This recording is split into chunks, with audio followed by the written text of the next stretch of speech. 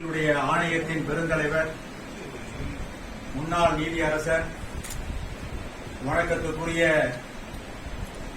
பொன் கலையரசனார் அவர்களே, இந்த சிறப்புமிக்க இந்த விழாவிற்கு இருமொழி பதிப்பை வெளியிட வந்திருக்கின்ற உச்சநீதிமன்றத்தின் முன்னாள் நீதியரசர், தற்கால தமிழகத்தினுடைய சட்ட ஆணையத்தினுடைய பெருந்தலைவர், வணக்கத்துக்குரிய மாண்புமிகு நாகப்பன் ஐயா அவர்களே, இந்திய தேர்தல் கமிஷனுடைய தலைமை அதிகாரியாக இருந்து பணியாற்றி பெருத்த மதிப்போடும் மரியாதையோடும் இன்றும் தமிழ்நாட்டிலே வாழ்ந்து கொண்டிருக்கின்ற அன்பிற்குரிய மரியாதைக்குரிய PS கிருஷ்ணமூர்த்தி அவர்களே,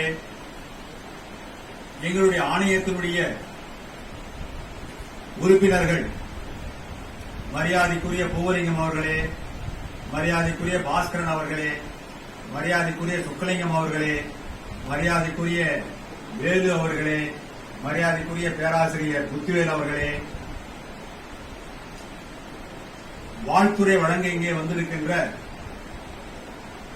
தமிழகத்தினுடைய உயர்நீதிமன்றத்தினுடைய தமிழ்நாட்டு தலைமை வழக்கறிஞராக பணியாற்றுகின்ற மரியாதைக்குரிய மூத்த வழக்கறிஞர் விஜய் நாராயணன் அவர்களே, இந்த விழாவிற்கு இங்கே வருகை தந்திருக்கின்ற சட்ட ஆணையத்தினுடைய உறுப்பினர் மாண்புமிகு நீதியரசர் விமலா அவர்களே,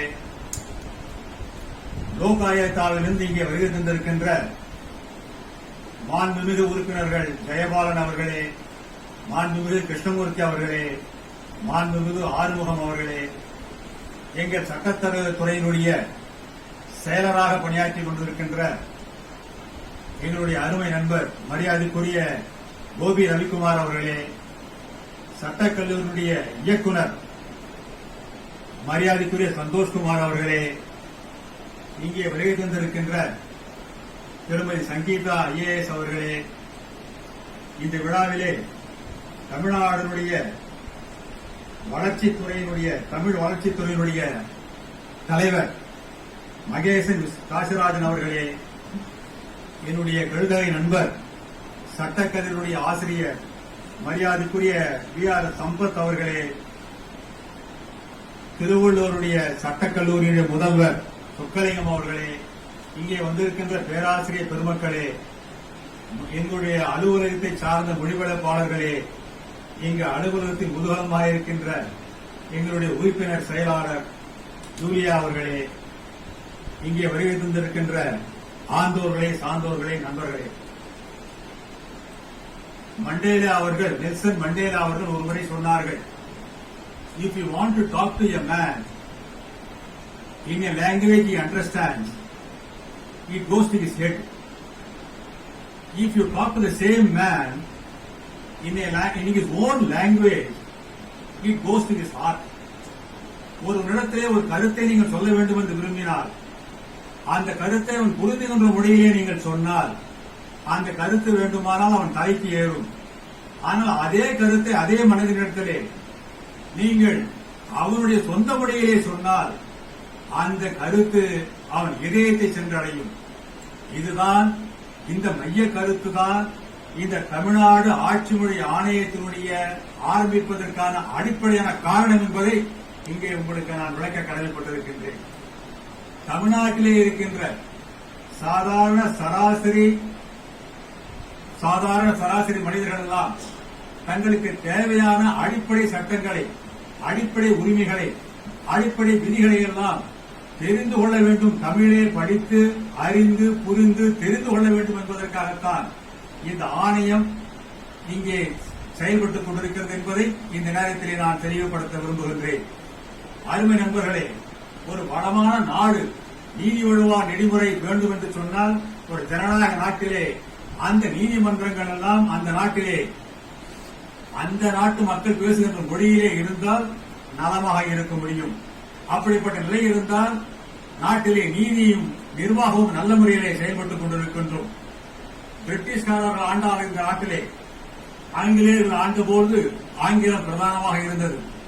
ஆங்கிலேயர்கள் போன பிறகுனாலே, இந்த நாடு சுதந்திரம் அடைந்த பின்னாலே, இந்த நாட்டிலே அரசியல் அமைப்பு சட்டம் வந்த பின்னாலே, இந்த நாட்டிலே மொழிவாரி ராஜ்யங்கள் எல்லாம் பிரிக்கப்பட்ட பின்னாலே, ஆட்சி மொழி அந்தந்த மாநிலத்திலே இருக்கின்ற மக்கள், அந்தந்த நாட்டு மக்கள் பேசுகின்ற மொழியிலேயே தங்கள் மொழிகளை ஆட்சி மொழியாக அறிவித்துக் கொள்ளலாம் என்று அரசியல் அமைப்பிலே வழிவகை செய்யப்பட்டதற்கு காரணமாக, அதற்கு பின்னாலே அரசியலமைப்பு சட்டத்திலே இருக்கின்ற வழிவகையின் காரணமாக தமிழ்நாடு ஆட்சி மொழி ஆட்சி மொழி சட்டம் உருவானது.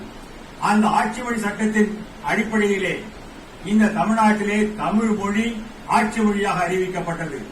அந்த வகையிலே தமிழ் மொழி ஆட்சி மொழியாக அறிவிக்கப்பட்டு நிர்வாகத்திலும் சரி, நீதிமன்றத்திலே மாவட்டங்கள் வரையிலே தமிழ் மொழி ஆட்சி மொழியாக செயல்பட்டுக் கொண்டு வந்தது.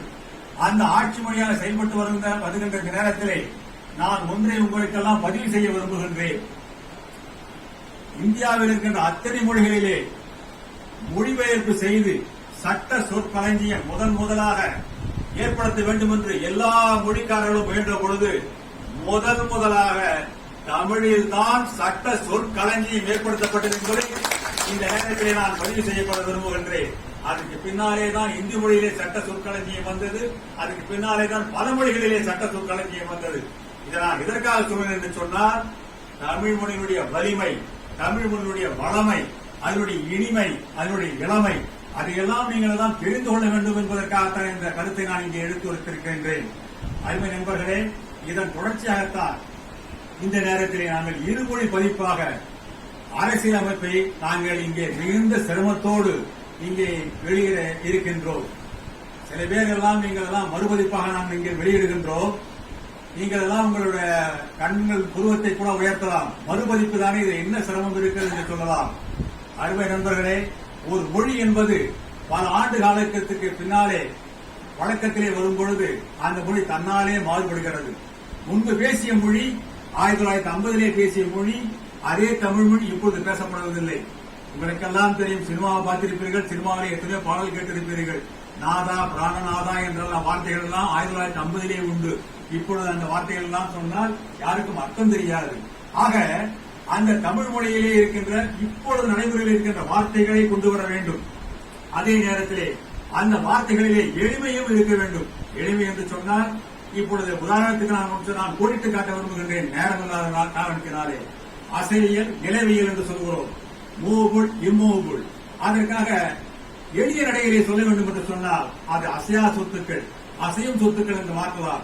இப்படி இந்த எளிமையும் புகுத்தி அந்த எளிமையாகவும் தற்போது இயங்குகின்ற தமிழ் வார்த்தைகளையும் பயன்படுத்தி சொற்களை எல்லாம் பயன்பாட்டிற்கு வராத புதிய அருமையான தமிழ் சொற்களை எல்லாம் அதிலே பயன்படுத்தி, ஐந்தாவதாக மைய கருத்து, அரசியலமைப்பு சட்டத்துடைய மைய கருத்தும் சிதறக்கூடாது என்று கவனத்திலே கொண்டு மிகுந்த அரும்பாடுபட்டு இந்த பதிப்பை நாங்கள் இங்கே வெளியிடுகிறோம். நான் அதை கூடிட்டு தான் காட்டியிருக்கிறேன்.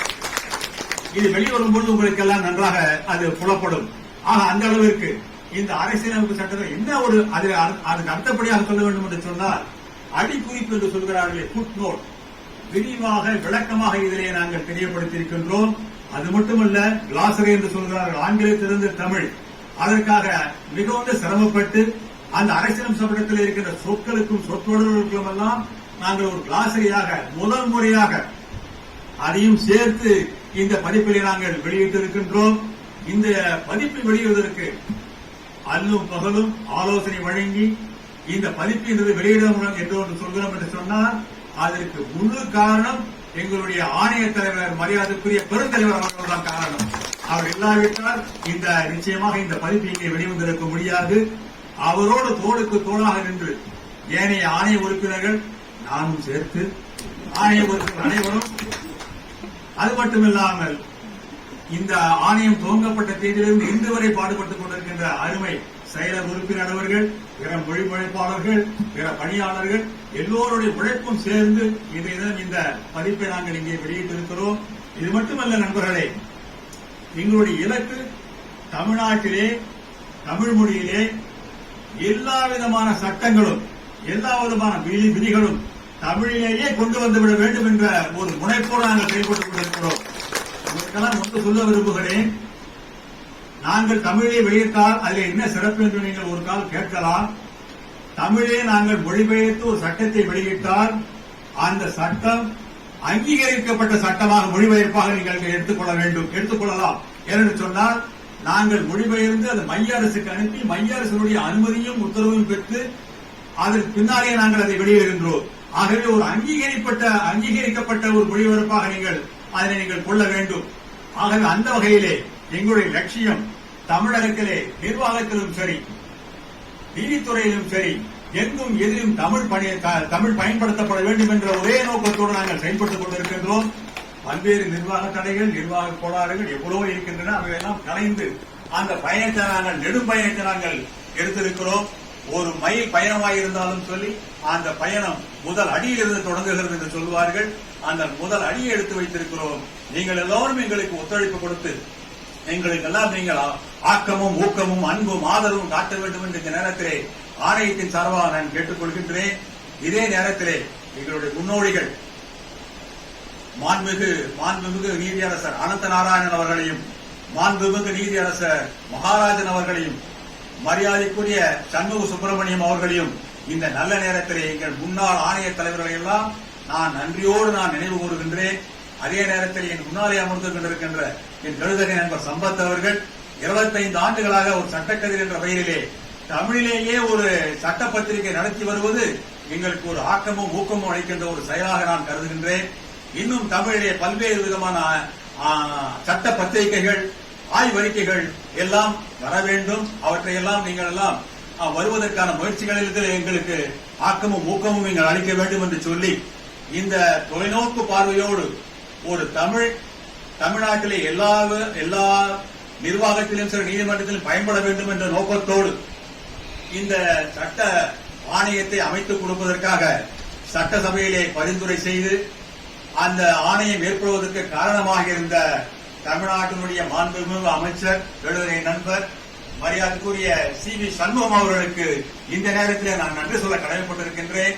அது மட்டுமல்ல நண்பர்களே, அவர் பரிந்துரைத்தாலும் கூட அதற்கான உத்தரவை பிறப்பித்த மாண்புமிகு தமிழக முதல்வர் எடப்பாடி அவர்களுக்கும் இந்த நேரத்தில் எங்களுடைய நெஞ்சார்ந்த நன்றியை நான் காணிக்கையாக்குகின்றேன்.